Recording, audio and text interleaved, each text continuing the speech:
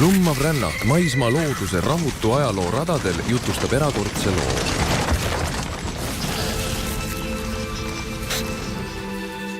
Kuidas muutus meie koduplaneet pika jääaja järel, mil kujunes vahelduv kliima ning sündis loomade ja inimeste ühendkuningriik?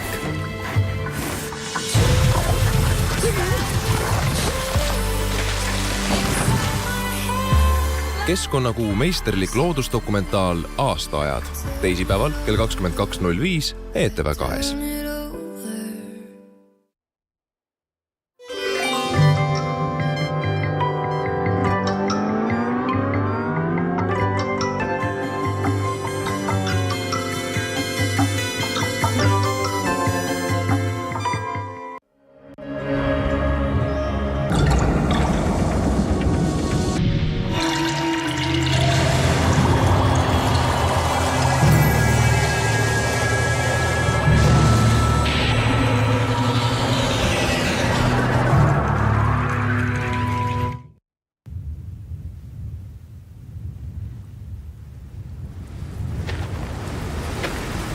Well, I've always thought that I'd like to be helpful in a technological sort of way. This project is a new idea to bring seawater in from the sea, make use of the sun, and make power, make fresh water, and make food. This is a model for what can happen all over the world. There are lots of deserts and there's lots of seawater in the world. And what this project is about is a new way of creating petrol, energy, food, water without using fossil fuels. As an engineer, it's great to take an idea which is marginal, which might be a good idea, but it isn't done because it isn't profitable, and bring that to market, bring it into society so that it is then widespread. I think the real impetus for me is the fact that this is an idea which it's a simple idea, but it is a big idea. And by being a big idea, it will make a big difference. And that's what is exciting to me.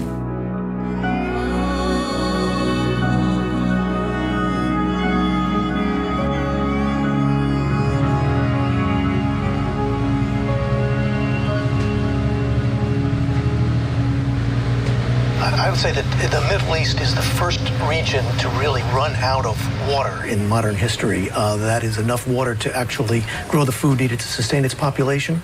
The growth of the populations is putting extreme pressure on water throughout the entire region, so that the region already imports 50% of its food and likely will have to import 70% in the future.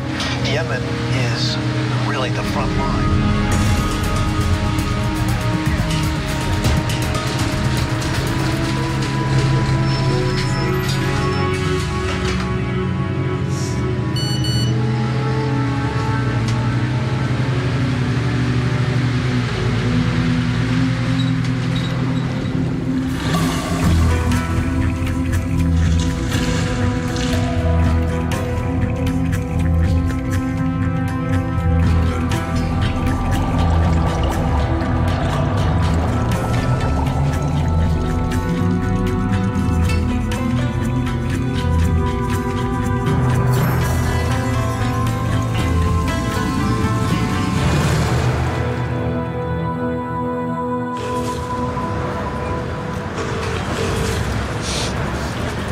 Hello, it's me. Hi, Bill.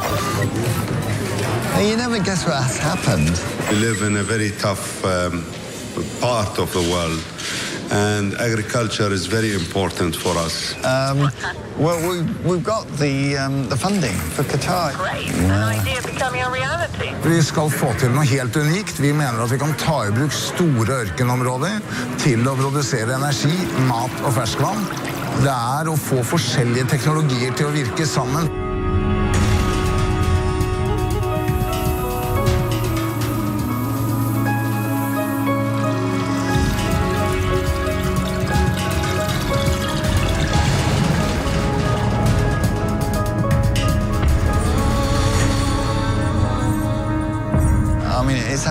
amazing. And need it done by this climate change conference. Can you take me to Heathrow? Of course, mate, jump in. Thanks.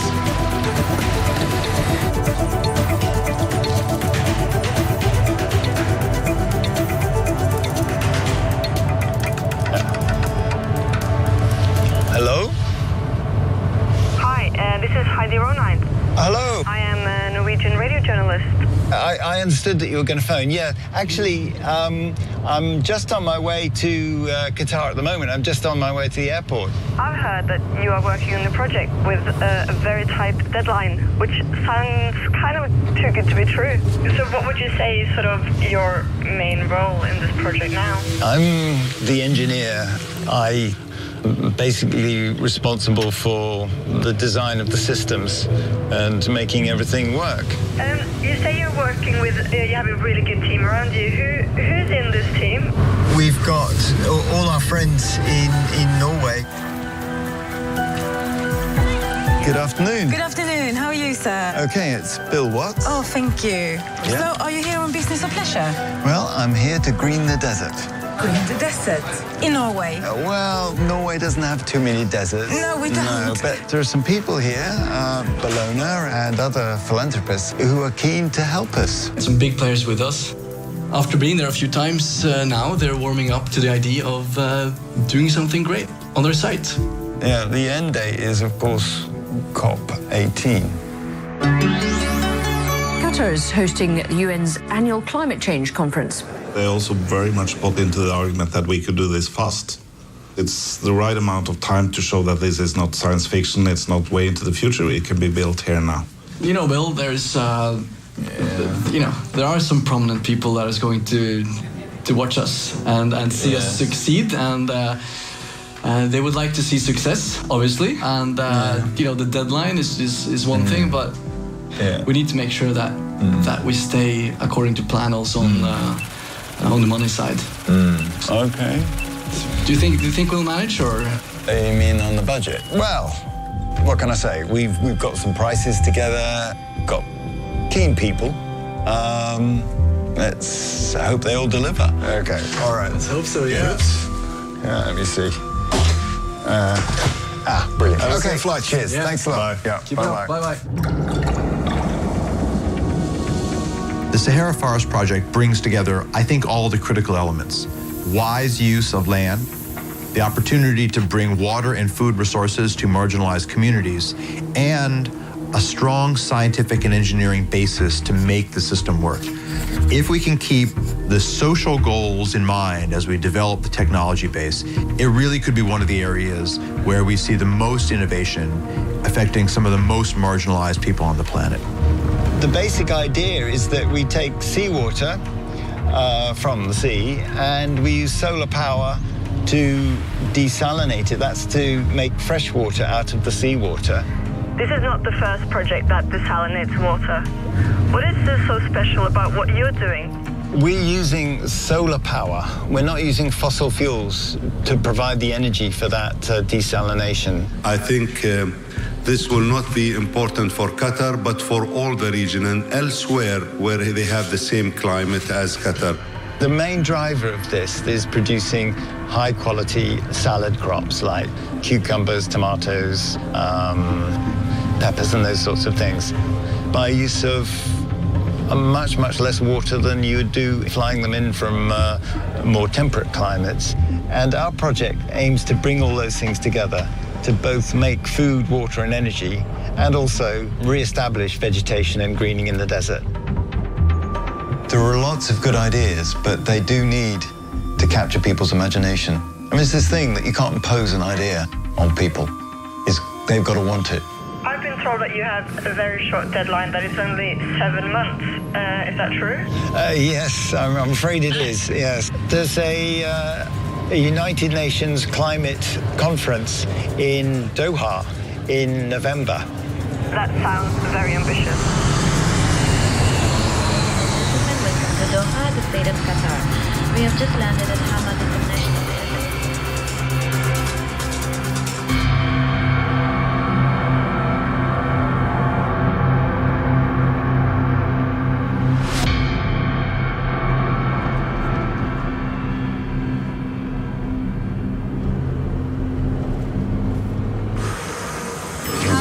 good. I'm sorry. Okay. Thank Very you. good. Oh, there you go. How do you grow things in an area that doesn't have any water? Well, a lot of places are close to seawater. How do we make use of seawater? And you think, I know, we could bring in the seawater. We could actually run it over a standard agricultural pad that will provide cooling. We don't need fresh water for that. That's a good idea. We'll use salt water, not fresh water. And then you study the condensation on the roof of an ordinary greenhouse. And you think, well, hang on a minute. That's making use of the solar gain to evaporate water, but you can recover it as fresh water. So it goes in as seawater.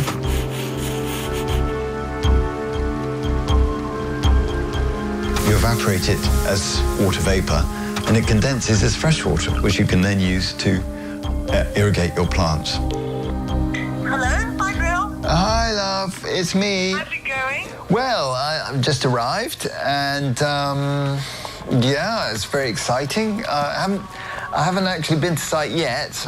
You know, I've just got into the hotel, so yeah, but very excited to be here. I must say, it's hot. It really is. Yeah, for you. Make sure you drink lots of water. Let's put the air conditioning on, shall we? I wonder where we are. Compass. So, we're heading north.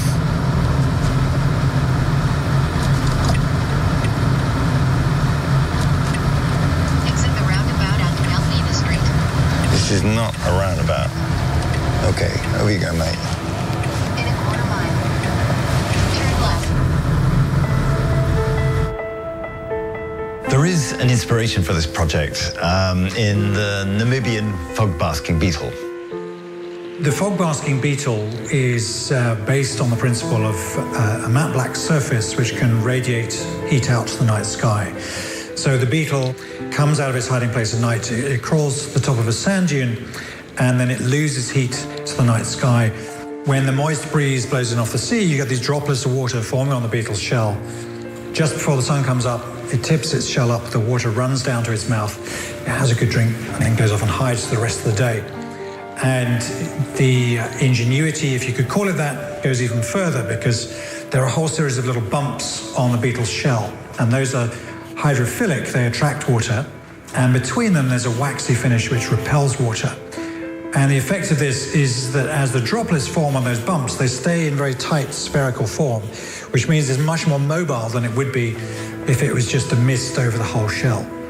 So even when there's only a really small amount of moisture in the air, it's still able to harvest that very efficiently and channel it down to its mouth.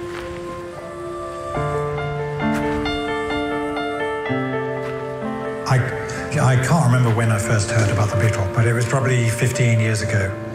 And yeah, it was one of the first biological organisms that got me really excited about the potential of biomimicry, because it shows just what can be achieved in a really resource-constrained environment. Superbly adapted to use what's there at night, during the day, and make itself a living out of that. Well, I think Bill is going to do the explaining. Understanding is limited, so we have to try to put it in the simple terms that they can understand. We have problems finding enough petrol and energy. We have problems getting enough water and food. And what this project is about is a new way of creating petrol, energy, food, water without using fossil fuels. Can you just translate? I'll do that. Yeah, okay. This is a concentrated solar power mirror, which is going to be going along there, it's a big mirror that follows the sun over like this and concentrates the heat onto a pipe here that makes very hot water. And from that, we use the heat to desalinate the seawater to make fresh water for the greenhouse. And here is the greenhouse, which will be cooled by using seawater to evaporate water.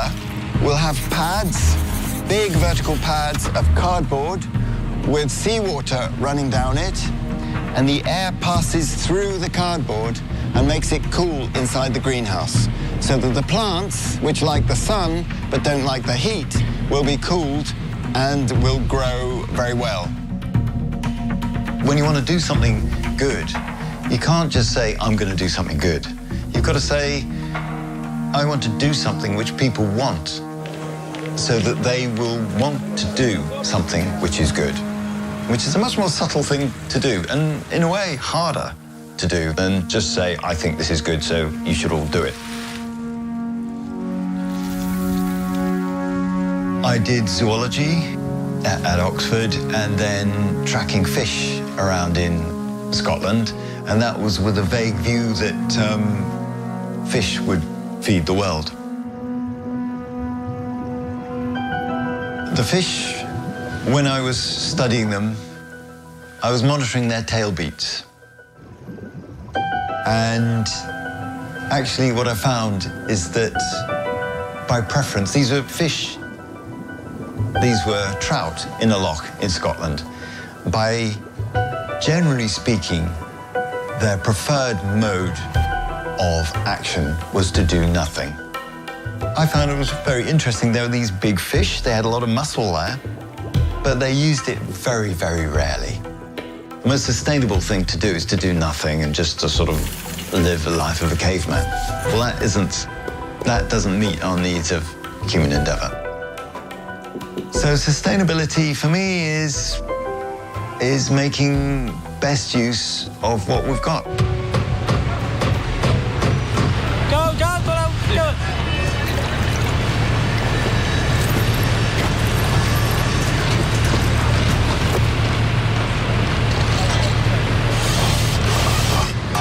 You've got to make sure that all those systems, all that computer modeling, all of the thinking actually comes together and works properly. And that's going to be the next challenge. So what's that pipe? Maybe you could go, if you take a section through the middle, then spin it. Yeah, that's exactly what I had in mind. Over here, we're going to have the algae. So this is all where the hedges are going to go, the evaporative hedges. And the big CSP mirror is going along there. They're just putting in the foundations for that at the moment. And up here, you've got the salt ponds.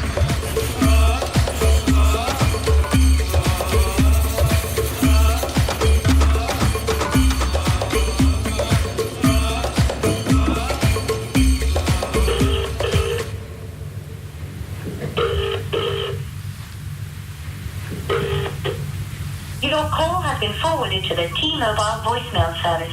Hello, Oliver. It's Bill here. It's all looking great. The site's there. We're having initial meetings with the contractor. So we're going to need you out here to do some of the project management, clearly. And yeah, it's all going great guns. I just thought I'd let you know. Okay, hope you're okay. Bye-bye. We're in Doha now. We're heading towards Mesaid, which is where the Sahara Forest Project pilot is being built. I'm here for about 3.5 days, just coming from London. If we can develop this technology, then there are so many uses which can have such enormous benefit, and I think there aren't that many projects that you can get involved in which will have such positive social benefit. We really want to get things up and running. We want to have a good commissioning period of, say, 2-3 months before COP. Yep. 18. Yeah. So we really want to be finished by the end of September. Yeah, but that's 7 months, isn't it? 7 or 8 months. Yep. So... And if you think of a standard construction project in the UK, it would take you 12 months of build, let alone the design. So we've got to, I think we've got to be designing and procuring at the same time. We don't have the luxury of a design period as such. No. Yeah, okay. So that's going to be quite interesting. So I think we need to work that out with the various teams. The computer system for the greenhouse is UK, so that's quite nice. Yeah, and the electricians are from UK. Yeah, and all the greenhouse supplies from UK as well. Yeah. Good. All right. So it's really where we need to put the effort in is getting a contractor to do those main contractor things, setting up a site, putting his stuff in the ground, all the stuff that is supposedly easy to do. We haven't got anybody to do. This is a schematic for the heating system. So the fresh water is fine, there's used for plants, but the remaining water goes from 4% to 6% salinity. We use that saline water to evaporate more water in the greenhouse to cool it down. And then finally we use it in these things called hedges, which are the same evaporative pads, but they're out in the open. Good. When do you think we could have a price? Price you want to give me to these ones there, right? Let's see, by Sunday. So where are we going next?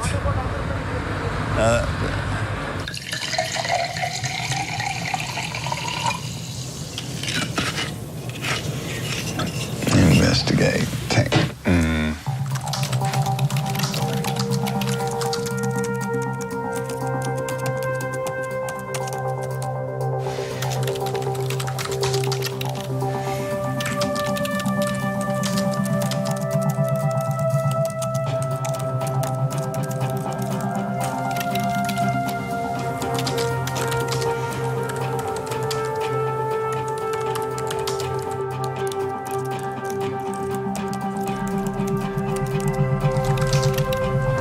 There's no discussion about whether or not it's a good idea to do what we're doing.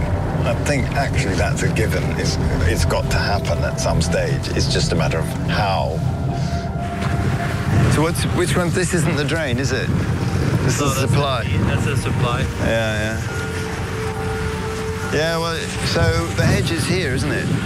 The weather, which is something that is a shock to any European going to the Middle East, to go out in July when it's sort of 40, 45 during the day and try to do something, walk through sand that just saps your energy. It's just awful. And you just wonder how anything could get done. Things do get done, but they get done at a very slow pace. We've got a few things to sort out, which I'm a bit worried about. We've got a contractor who is 3.5, 4 weeks behind, and various other things following on from that, which can't be delayed that much. I don't know. Maybe they work always like this here. I don't know. Because there are two guys walking around just looking at us, John and Krishna. Yeah. And there are 30 people, and 5 are only working. I told them 3-4 times, but they just don't care. Yeah. Well, I don't know what they're expecting to do. That's what. Yeah, that's up to you guys. Yeah. I just. For me, it's a real pain in the ass when you're working and there's two guys standing there constantly watching what you're doing. Yeah. And when you look 5 meters further, there are 15 people not working. But if no one's told them what the job is, then... And if we have to wait 6 weeks for those, it's really going to put us back. We wouldn't succeed that. Yeah, but why? Sorry, but as a client, I feel really let down that we have to use our people to go off in their car to go and buy the diesel. To be very frank, why couldn't you tell me earlier? Because you know everything to arrange takes time.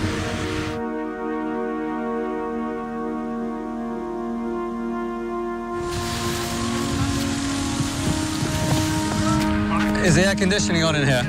Okay. Can we have a quick catch up with where you've got to and what you're planning? Cages are ready. So they've been made, have they? Yeah, already it is stacked there. Okay, they're on site. On site.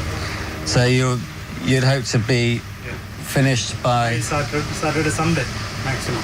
Okay. So beginning of next week. We're very aware that it's the hot time of year and we're under a very big time pressure. We've got to get this project finished. There's no way it can be late. So we really value your efforts and so please keep with it. Thank you. इनको पता है कि गर्मी बहुत है अभी ये जो वेदर है बहुत अभी जो अच्छा नहीं है गर्मी का समय है और हमारे पास वक्त नहीं है Now what we have conveyed is that this is an urgency and we cannot taking it easy so and we are speeding up now we'll see the gears go faster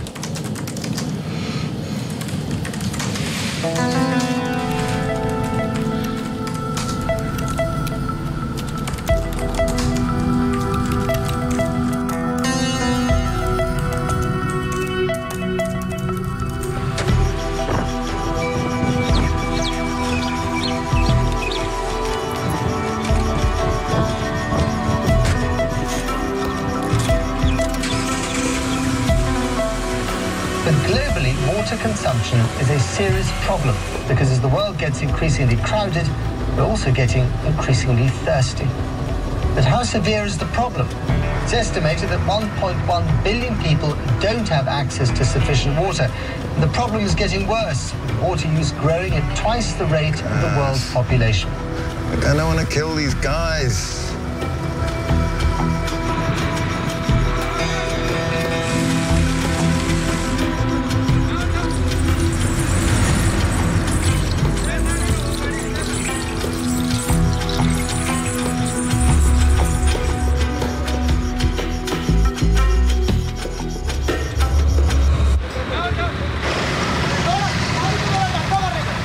Concrete works completed, pipework installed and operational, so that the salt ponds top there would all be done within 5 weeks from now. I think it's achievable.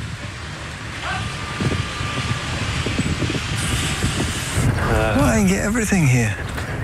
It's fantastic. Here it is. I talked to this wow. Yeah. Okay, we're good. Sahara forest, right? Yes.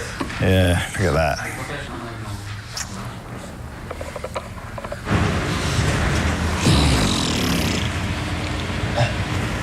Heat stress can be deadly. Drink cool water. Good idea.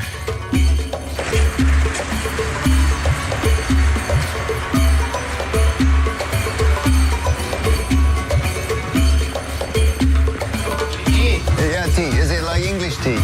English tea. English tea. Black tea. Black tea? Yeah, English tea, black tea. English tea. From India. Okay. Thank you. Lipton's.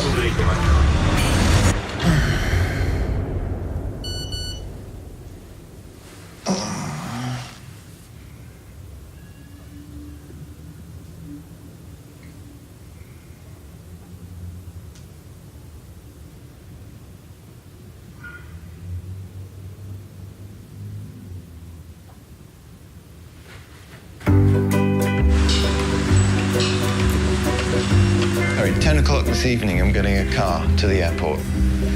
Okay, for an early morning flight. In the morning. Where's my rucksack?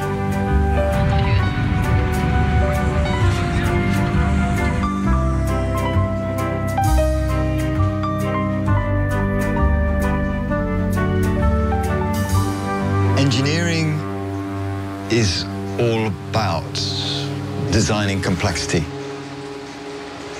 into things that work for, generally speaking, for mankind.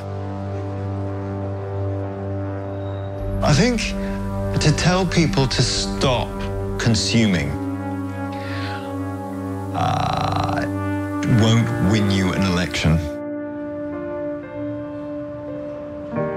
Now, people don't like being told what to do, and they don't like being told not to consume. To tell people to use less without having a flip side saying this is what you get in return just won't work. People won't vote you in. You just they won't buy you. They won't elect you. So that's where engineers come in. I think is to take an aspiration to make people's lives better, and they develop those things so that it isn't a negative choice, it's a positive choice. Now, more recently, those positive choices have been to do with consuming more. And I think the trick now for engineering is to design things which still give people those things that they want, but to do it with less resources.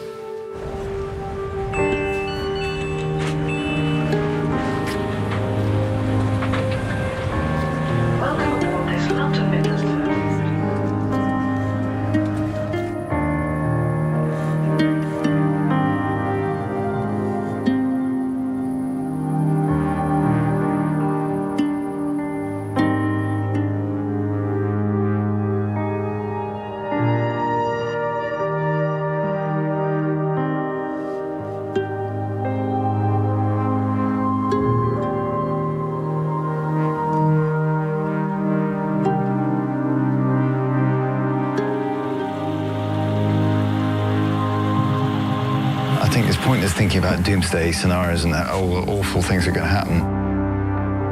Because it's just sort of a distraction from getting on with trying to sort something out. I'm sorry if I'm being very practical about that, but I just want to sort things out.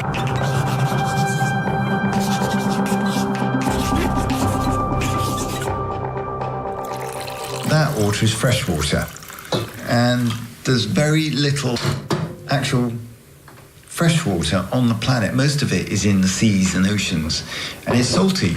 I've got this idea about making use of salt water in the desert and make use of the sun to make food and energy and also fresh water. Turn left onto Melmother Street.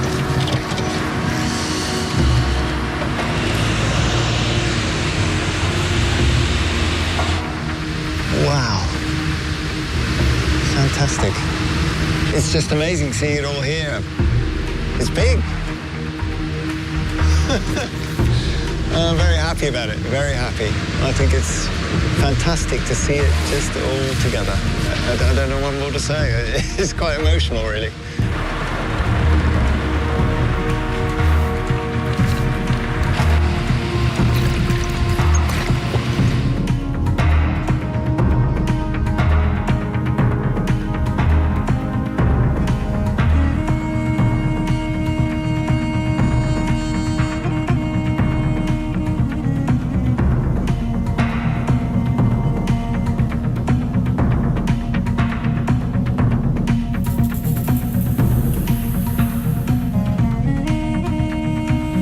biggest problems we face in dealing with climate change and a lot of environmental issues is that it feels so daunting. And you've seen so many ideas come and go and not happen.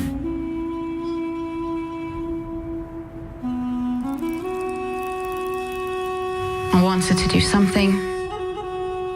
And when I saw the idea for the Sahara Forest Project very early in its life, it struck me as something that had the possibility to address so many of these issues. Water, climate change, food.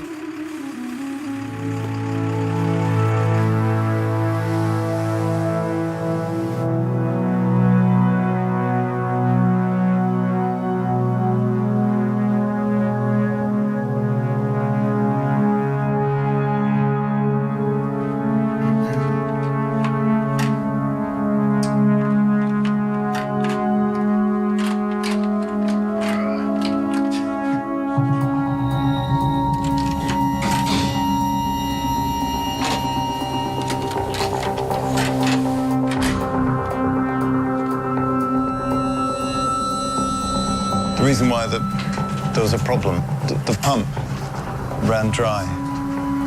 We now don't have Bittens. I don't see that pump getting fixed, you know. We're not going to fix that pump. No? It will run automatically. It's run before. It's a melted bit of plastic that's going to have to go back to Italy. I just want that to run continuously, and now the solenoid valve's stuck, apparently. And that might be why the greenhouse was hot, because it wasn't working properly. I mean, this morning, the outside bay, where the sun came up, every leaf was like that, literally wilting. Yeah. Because everything's been under stress. But if you look at it on the more mature plants, they've had a lot of heat stress with a failure, lack of water. Now, this time last week, all those leaves at this time of day would be like this plant's doing at the moment. Like that. Right. Like wilting. But a lot of these slabs was very, very dry. Should we go in somewhere cooler?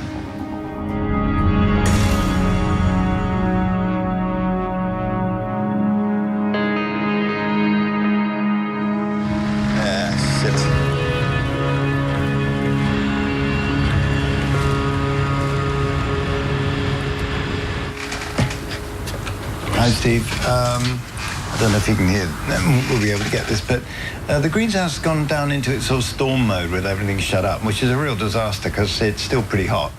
I was wondering if there's any way of lifting them a bit so we could still get some air through.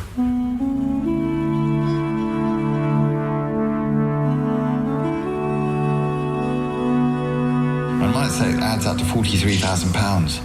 Just... Yeah, well, I've been through the list of all the stuff inside the greenhouse, and each valve is 100 quid. Each ball valve is 100 quid. Yeah, I know. That seems a lot to me, but... Where's my phone? There it is. Oh, bloody hell, my glasses. Right, this roundabout. Do you know where you're going? Yeah, sort of. I think it's just here. I think it's the next big one up. Have you got any aspirin? Yeah, I have actually. I've got some Nurofen in my pocket. Well, I have it when I get some water or something. Don't worry about it now. I'll get it later. How the air conditioning?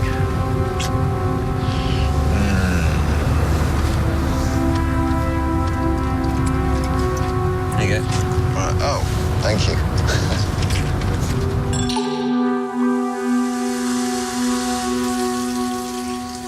The analysts predict that the wars of the next few decades could be fought over access to water.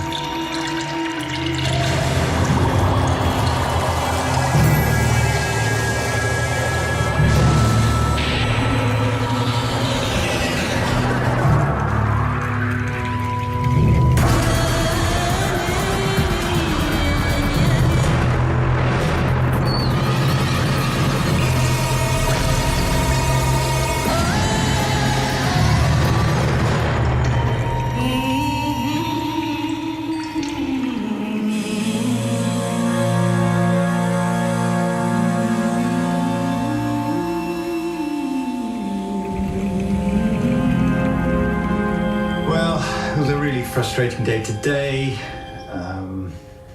We tried to get the pumps up and running, but the power supply wasn't ready. Maybe tomorrow we'll get the power on, but until we do, we aren't going to be in a very good position to know what's working, what isn't.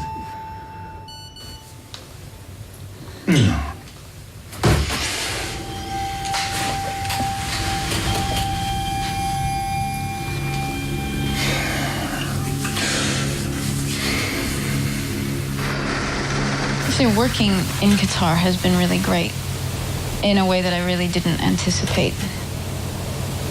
I didn't expect to really like it here, and I do in many respects. But it's also a place that, today I had to call a woman and tell her that we couldn't get her a permit to come see our facility unless she had a letter from her father or husband saying that he had no objection to her coming here to work for 2 days. And I had to make that phone call.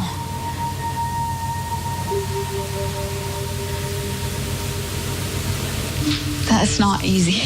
I think we will always, there will always be hope to whatever degree. You cannot kill hope, okay? And especially what happened lately was a beautiful wake-up dose. The young people who are not part of any party, who are not who are not against Islam, but they're not an Islamic party, you know, and they are not anything. They just want freedom and they want future.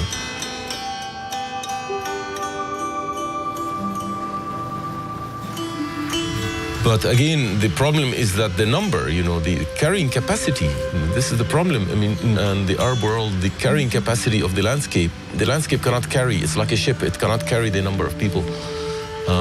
And not just the number, but the quality in terms of education. And, you know, all these people have no project. I mean, the country has no project, you know. We're patching, we're following problems. We don't have a plan.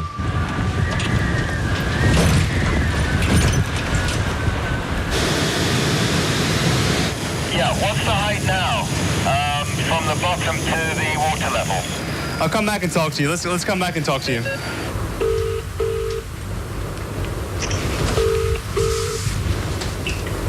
President Sons, good morning. Hello, Paul. It's Bill Watts here from Sahara Forest Project. Good morning. Good morning. Yes, we're trying to get to the bottom of where the unpredictable nature of the seawater flow is happening. Right. The low-level limit should shut both of those pumps off.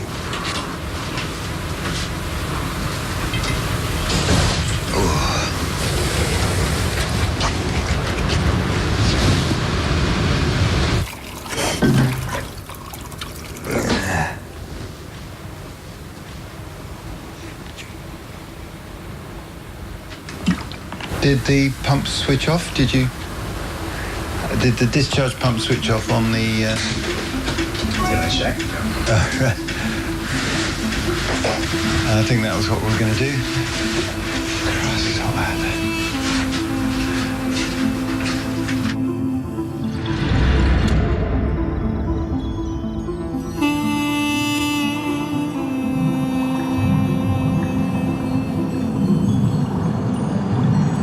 Oddly enough, studying astrophysics can make you think a lot about where you live, because at some point you sit up and realize that these things that you're studying aren't theoretical and they're not actually abstract. It's actually about where you live.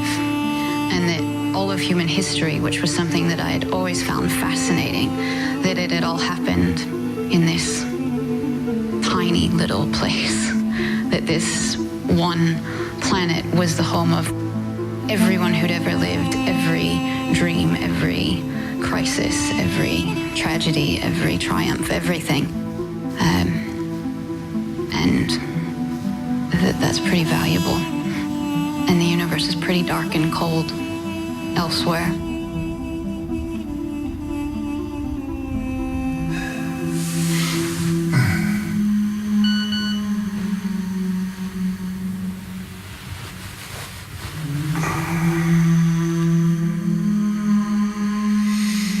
Yeah, good. Going well.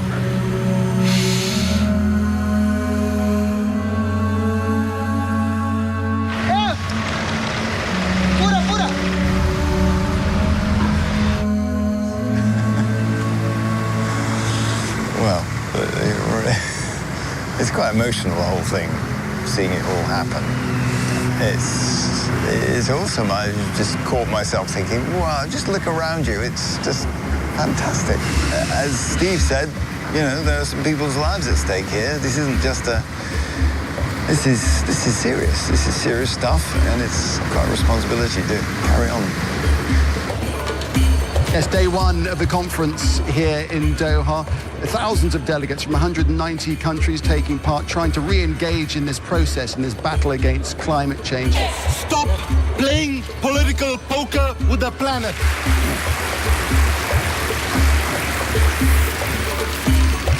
No one is immune to climate change, rich or poor.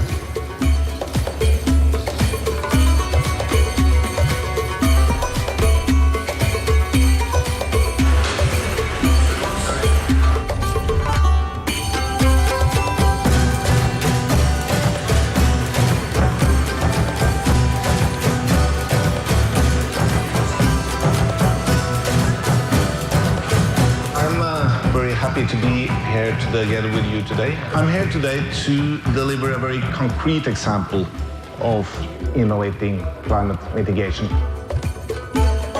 In February this year, we had an agreement signed under the patronage of the Qatari and the Norwegian Prime Minister.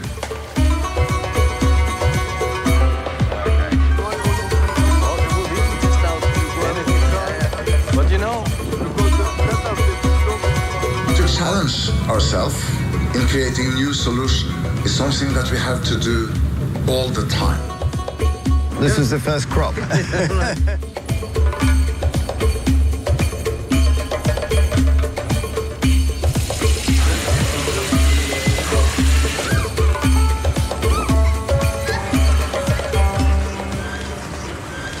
For me, it's a great personal achievement.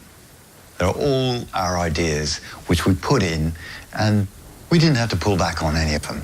We just put them all in, and that is fantastic. You don't, from where I come from, that doesn't often happen because there's always some constraint or another, and this was just fantastic.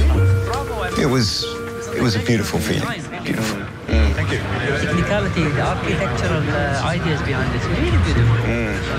Well, For me, so far, this is achievement. Very good. Well, thanks very much.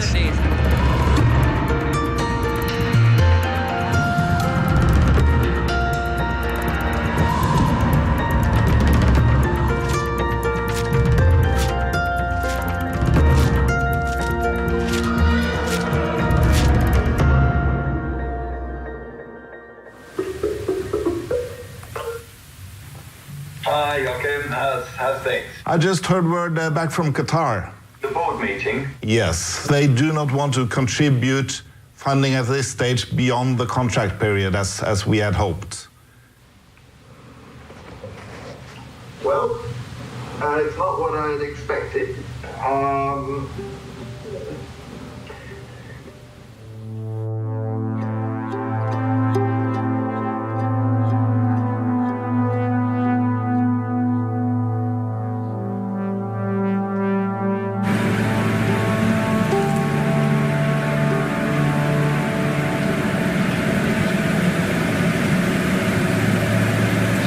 Last year this was full of cucumbers. You're picking several thousand a day from here.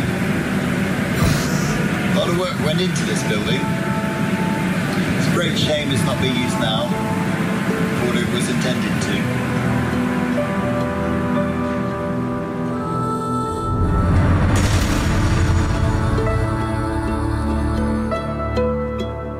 The value of death for ideas is that you might have an idea and you've proven it. However, it's not a commercial thing. It's not in production. And to get from a very good idea to something that you can buy in the shops or something that's available on the market is where many ideas flounder. And that's where you need a lot of commitment. You need a lot of passion. Getting through that valley is a very challenging time for most ideas. You need persistence and a smidgen of luck. But you make your own luck in this business. Hi. Hi. Are these all yours? Did you come from Italy? Yes, near Venice. I'm from the Sahara Forest Project, which you might like to look at. Excellent. Okay. Well, thank you very much. Good to see you. Okay. Thank you. More than 40 years ago, we were able to see the Earth from space for the very first time. What I'm learning is that marketing that idea is as important as the idea itself. Which is funny your organization? More than one international. Oh, God. Biological waste. Yes. I wish I could have brought all of you out there to see for yourself. So here you have it. A serving of algae from the desert. Fresh water produced from salt water and sunlight. Barley from previously barren lands. And of course, a guest of honor, fresh restorative cucumbers. I believe we can realize a restorative growth. Thank you so much for your attention.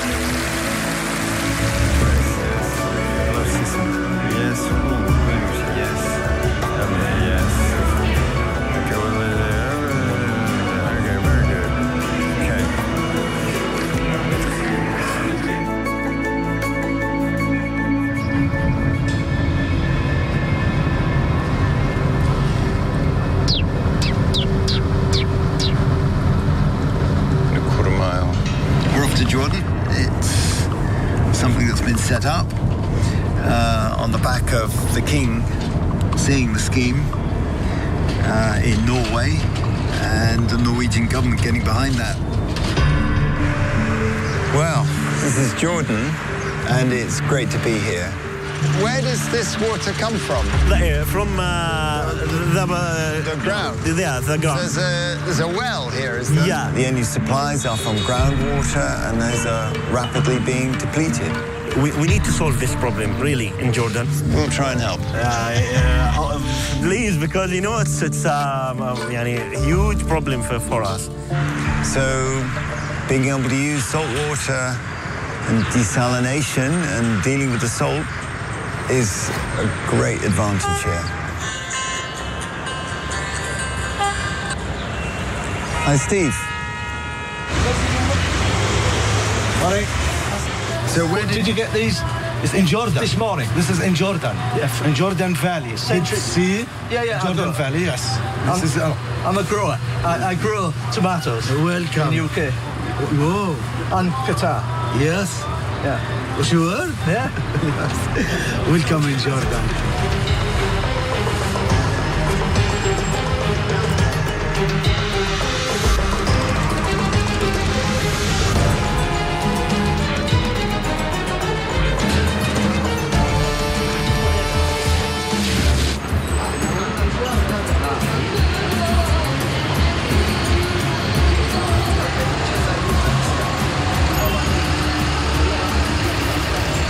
See you. Yes, how are you? yes. How's everything? Okay, yeah. Please have a seat. Very good. So how things are going besides the greenhouse and... I would like to set up a facility in Jordan, and that's... I don't see why should it be a problem. No, there's no problem. It's just a matter of us getting the thing up and running.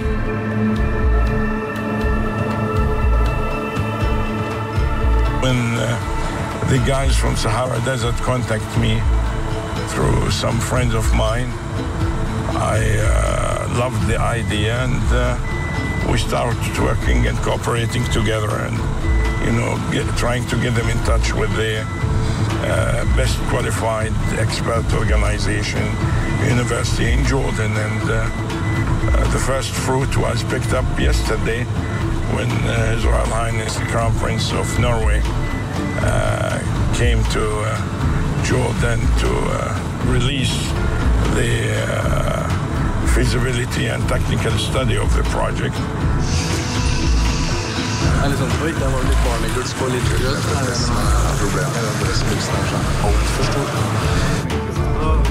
Hello.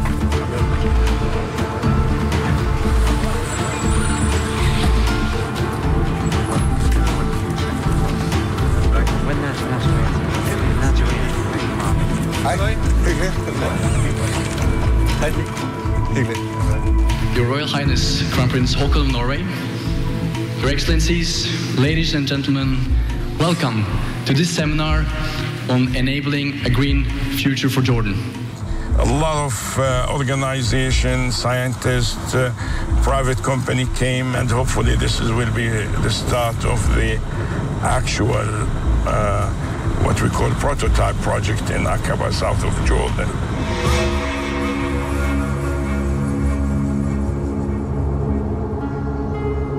It seems like it has a lot of promise. I think one of the important things that it brings to the table is to connecting the dots between the different technologies. The Sahara Forest Project ties together all of the critical elements of a sustainable solution, and the question is, can we develop enough local examples and scaled up versions so we can really see how this changes local economy? It needs time and it needs scale up to see how it plays out. You can also transfer the technology and know-how to a neighboring country where water is an issue and energy is an issue. I think in our region, water is the major issue. Everybody in the region say the next war, it's going to be a water war.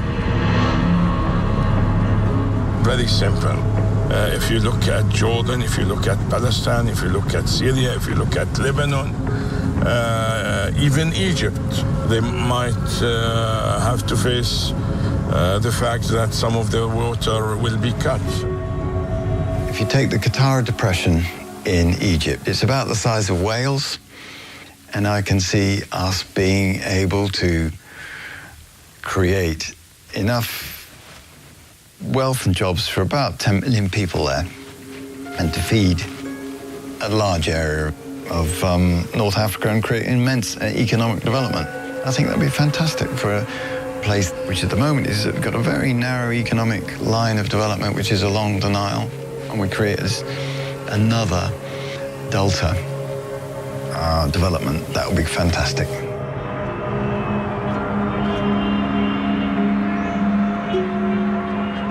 If nothing is done about the water situation in Egypt and the future of the water sector in Egypt, of course, the population of Egypt will be under a lot of stress. This will affect agriculture. And if nothing is done, and if the right policies are not put in place now, the problem will be very critical in the future. What I like about this project, most of the technology that is going to be used is proven technology. The most important thing, when we're gonna sign, we wanna start working. Hopefully we'll have the final big project here in Jordan. No, we haven't got onto that bit yet. We haven't talked about the land issue, but everyone's very positive, very positive. Mm-hmm. Yeah. Okay. Well, yeah. Well, I'll give you a ring when I'm back. Yeah. But this one, actually, it's been there for a long time, and the idea was all the time that it was when we got the Jordan contract.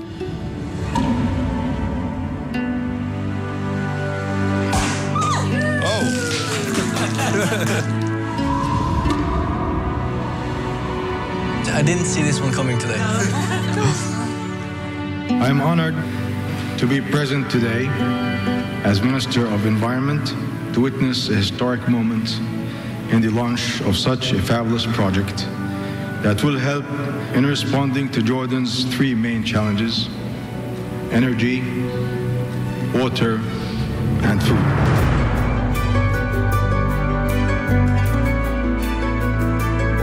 The challenge to use arid lands to provide fresh water, renewable energy, and food is the alchemy of the 21st century.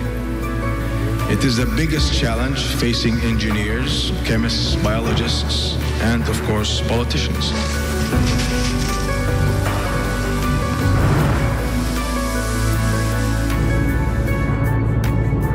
So my family could just see me eating a cucumber, looking at these cucumber plants.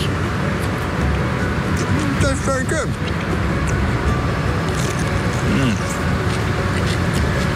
I think these cucumbers could feed the world. To be perfectly honest, I'm not a great fan of cucumbers. But these are something else. They're incredibly tasty.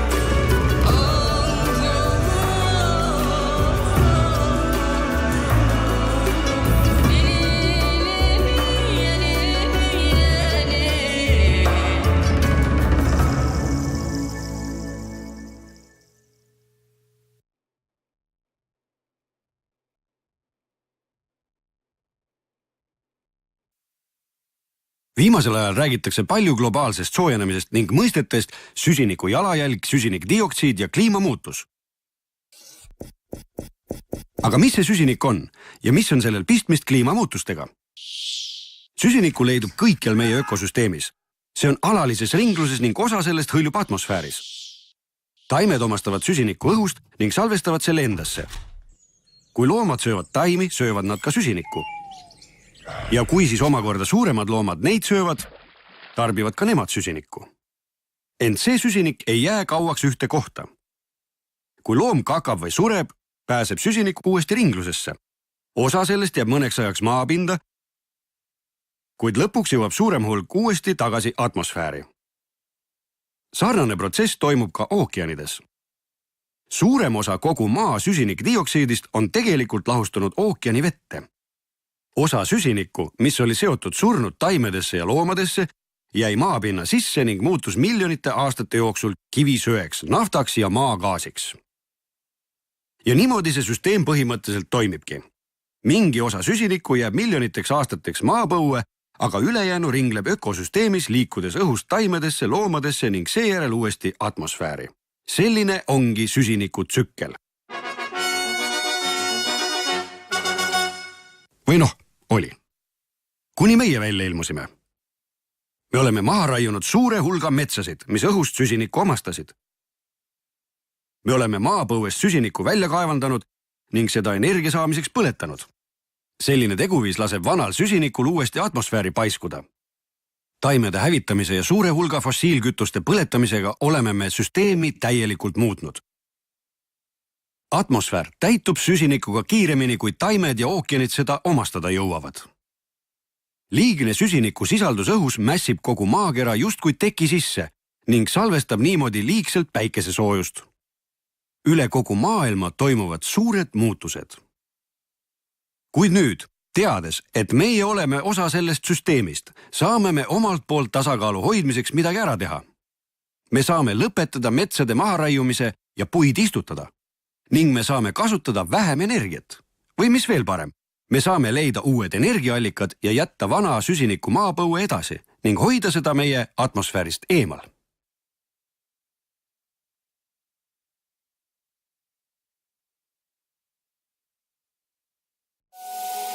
Kiirmoe räpased saladused viivad meid otseteed prügimäele. Sest ainuüksi Suurbritannias läheb sinna igal aastal 1 miljon tonni rõivaid. It's dysfunctional. Ja asemele ostetakse 2 miljonit tonni. Mismoodi seda hullust ohjeldada? Oh my word, it smells really toxic.